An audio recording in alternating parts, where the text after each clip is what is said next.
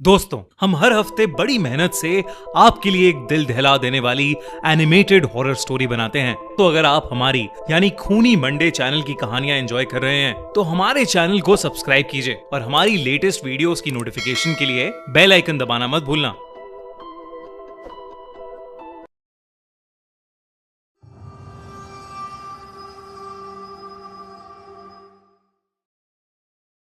दादाजी का कमरा। यूं तो सभी परिवारों में हर सदस्य की कुछ आदतें अजीब होती हैं। मेरे दादाजी भी कुछ ऐसे ही थे। कहीं भी गायब हो जाते थे। कभी कभी तो कुछ दिनों के बाद ही आते थे। हाथ और पैरों पर अचानक ही चोटों के निशान दिखने लगते थे। जब उनसे पूछो तो उन चोटों का उनके पास कोई जवाब नहीं होता था। इन्हीं अजीब चीजों में से एक उनका कमरा भी था, जहां किसी को भी जाने की इजाजत नहीं थी। यहां तक कि वो वहां की सफाई भी खुद ही करते थे। एक दिन बचपन में खेलते वक्त मुझे उस कमरे से अजीब सी आवाजें आ रही थीं। मैंने झुककर दरवाजे के नीचे से झांक कर देखा तो मुझे एक परछाई दिखी। तभी मैंने देखा कि कमरे से खून की तेज धार बह रही थी। देखते ही देखते मेरे सारे पैर खून में सन चुके थे। मैं छोटा था तो ये देख के घबरा गया और वहीं बेहोश हो गया। उठा तो मां मुझे डांट रही थी कि मुझे धूप में नहीं खेलना चाहिए। उनके हिसाब से मैं उसी की वजह से बेहोश हुआ था। मैंने जब उनको सच्चाई बताने की कोशिश की तो दादाजी ने मुझे झुठला दिया। उसके बाद से मेरी और दादाजी में इतनी बातचीत नहीं हुई। पूरे दिन उस कमरे में ताला लगा रहता था और किसी को भी उसके आसपास भटकने की मंजूरी नहीं थी। कुछ साल बाद दादाजी चल बसे और हम भी अपना पुराना घर छोड़कर अब शहर वाले घर में चले गए थे। सब कुछ ठीक चल रहा था। शहर में पापा की जॉब काफी अच्छी चल रही थी और मैं भी अब कॉलेज जाने लगा था। एक दिन ऐसे ही मैं घर पर बैठा अपना फोन यूज कर रहा था। तभी मैंने देखा कि मेरे दोस्त ऋषभ ने एक नया आईफोन लिया है।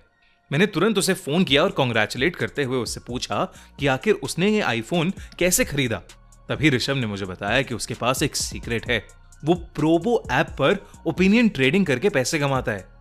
मैंने उससे पूछा कि प्रोबो क्या है, तो उसने मुझे बताया कि प्रोबो इंडिया का पहला ओपिनियन ट्रेडिंग ऐप है। जिस कैटेगरी में भी किसी को इंटरेस्ट है, जैसे क्रिकेट, यूट्यूब, न्यूज, वो उस पर अपना ओपिनियन शेयर करके ट्रेड कर सकता है। अपनी नॉलेज के बेसिस पर अपना ओपिनियन दे सकता है और ओपिनियन देना बहुत आसान है। सिर्फ येस और नो में अपना ओपिनियन देना होता है। ऋषभ ने बताया कि प्रोबो एक ट्रस्टेड ऐप है और इस पर 2 करोड़ से भी ज्यादा यूजर्स हैं। इनफैक्ट उसने आईपीएल के ही मैच में एक ओपिनियन दिया और उसी में अपना नया आईफोन जीता। उसने मुझसे भी कहा कि आईपीएल के टाइम पर मैं भी सिंपल क्वेश्चंस जैसे क्या राजस्थान की टीम मुंबई को हरा पाएगी, ऐसे सवालों का जवाब देकर मैं भी लाखों रुपए के साथ साथ मर्सिडीज, महिंद्रा थार, आईफोन जैसे प्राइजेस प्रोबो पर जीत सकता हूँ। प्रोबो ऐप पर किसी भी यूपीआई के थ्रू इजीली अनलिमिटेड डिपॉजिट्स और अनलिमिटेड विड्रॉल्स भी कर सकते हैं। मैं ऋषभ की बात सुनकर काफी एक्साइटेड हो गया था और मैंने जल्दी से प्रोबो ऐप डाउनलोड कर ली। तभी मोबाइल पर पापा का कॉल आ गया।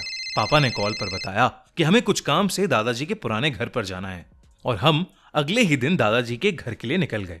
करीब 10 साल बाद जब मैं उस घर में वापस आया तो मैंने देखा कि तब भी किसी के उस कमरे के पास जाने की हिम्मत नहीं हो रही थी। बचपन की जिज्ञासा के मारे मैंने हथौड़ी ली और उस कमरे पर लगा ताला ही तोड़ दिया। मुझे मन ही मन में खुशी तो बहुत हुई, मगर एक डर भी अंदर भर गया कि आखिर ऐसा क्या था जो दादाजी हमसे छुपा रहे थे। अंदर घुसते ही मुझे कई सारी अलमारियां दिखीं, जिनमें अलग अलग अजीब सी चीजें रखी हुई थीं। कई सारे कलश, कई लाल कपड़ों में बंधे ताले, चीनी मिट्टी के बर्तन और न जाने क्या क्या। कमरे के बीचों बीच दीवार पर एक बड़ी सी तस्वीर लगी थी। वो तस्वीर एक घर की थी जो नदी के किनारे बसा था। इतनी खूबसूरत तस्वीर को बंद कमरे में नहीं होना चाहिए था, तो मैं उस तस्वीर को वहां से उतार कर बाहर हॉल में ले आया और कमरे को खुला रहने दिया। लेकिन उस रात जब मैं सोया तो मेरी नींद एक बड़ी सी नदी के बीचों बीच खुली। मैं वहां कैसे पहुंचा ये सोचने का समय ही नहीं था, क्योंकि पानी का बहाव इतना था कि मैं अचानक से डूब रहा था। जैसे तैसे बच बचा के मैं किनारे तक आया तो हैरत ये हुई कि वहां वही घर था जो दादाजी के कमरे वाली तस्वीर में था। ये देखकर मानो मेरे पैरों तले जमीन ही खिसक गई, मगर दिल तब दहला जब मैंने थोड़ा दूर देखने की कोशिश की। वो घर बिल्कुल मेरे पुराने घर जैसा ही था, जिसके हॉल में मैं अभी कुछ देर पहले सो रहा था। ये सब बस एक बुरे सपने के जैसा लग रहा था, जिसे तोड़ने के लिए मैं अपने घर की तरफ भागा। हाफते हुए जब मैं उस घर के नजदीक पहुंचा तो एक गहरी सांस भरते हुए मैंने आंखें बंद कर लीं, इस उम्मीद में कि शायद यह भयानक सपना खत्म हो जाएगा। लेकिन तभी किसी भारी चीज से मुझ पर किसी ने हमला कर दिया। मैं जमीन पर गिर गया। जब मेरी आंख खुली तो मैं घर के अंदर था। मैंने चारों ओर देखा तो कई सारे लैंप्स, झूमर दिखाई दिए जो जंग खाए कई सालों से बंद पड़े थे। ग्राउंड फ्लोर पर कोई और कमरा नहीं था, बस सामने की ओर सीढ़ियां, चारों ओर बस धूल और मकड़ी के जाले, जैसे कई सालों से किसी ने वहां पर पांव भी ना रखा हो। मैंने सीढ़ियों की तरफ चलना शुरू किया तो धीरे से लाल सुर्ख खून सीढ़ियों से नीचे बहता हुआ आ रहा था। कब वो खून मेरे पैरों के पास आ पहुंचा मुझे समझ ही नहीं आया। मेरा दिमाग और शरीर मानो जम से गए।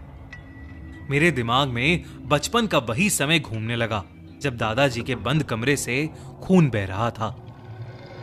मुझे कुछ नहीं सूझा और मैं सीढ़ियों से ऊपर भाग गया।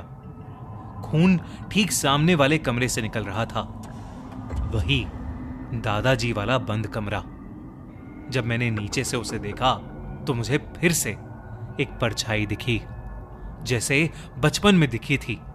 उस कमरे से अब भी अजीब सी आवाजें आ रही थीं, लेकिन इस बार उस कमरे के दरवाजे पर कोई ताला नहीं था। मैंने जब वो कमरा खोला तो मेरे रोंगटे खड़े हो गए।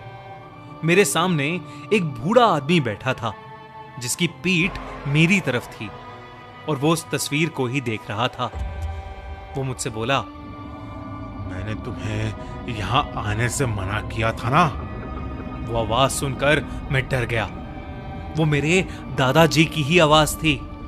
डर के मारे मेरी चीख निकल गई और मेरी चीख सुनते ही उस आदमी ने अपनी गर्दन पूरी उल्टी घुमा ली। वो आदमी कोई और नहीं बल्कि मेरे दादाजी ही थे। वो बहुत ही ज्यादा भयानक लग रहे थे। उनके चेहरे की खाल लटक रही थी और उनके मुंह की हड्डियां दिख रही थीं। उन्हें देखते ही मैं कांपने लगा और मुझे फिट्स पड़ने लगे। कुछ ही पलों में मैं बेहोश हो गया। आंख खुली तो मैं अपने घर में वापस आ चुका था। मेरे घर वाले अब भी चैन से सो रहे थे। मैंने अपने पैरों को देखा, जिनमें अब खून की जगह कई सारी चोटें थीं, और वो तस्वीर मेरी आंखों के ठीक सामने मुझे दिख रही थी। मैंने सुबह होते ही उस तस्वीर को अंदर रखा और दादाजी के कमरे को बंद कर दिया।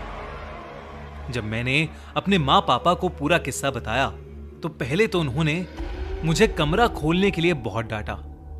फिर बाद में बताया कि दादाजी को भूत दिखते थे और वो अपनी तंत्र मंत्र की विद्या से लोगों के अंदर से भूत भगाते थे।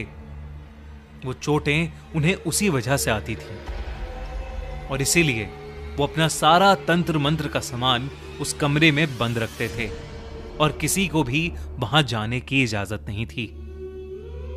ये बात सुनकर मेरे होश उड़ गए थे। मैंने बस यही प्रार्थना की कि काश मुझे कभी फिर दोबारा कोई भूत ना दिखे। इस हादसे के बाद घर में एक पूजा रखवाई गई और मेरे दादाजी का वो कमरा हमेशा हमेशा के लिए बंद कर दिया गया। दोस्तों, आप भी प्रोबो ऐप पर अपने ओपिनियन देकर बहुत ही इंटरेस्टिंग प्राइजेस जीत सकते हैं। तो प्रोबो ऐप डाउनलोड करना मत भूलना, लिंक पिन कमेंट में। और अगर आपको ये वीडियो अच्छी लगी तो हमारा चैनल खूनी मंडे सब्सक्राइब करना बिल्कुल मत भूलना।